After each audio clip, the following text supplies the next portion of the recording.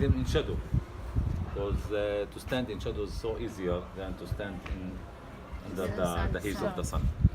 Okay, what matters us this here? Was that here? 1914. Yes, it means 100 years before this church was built. Just to honor the part of Joseph in raising and keeping Jesus. And this is church about 100 years old, also was built by the European style. The first floor is Catholic church to serve the community here. Normal church, but European style.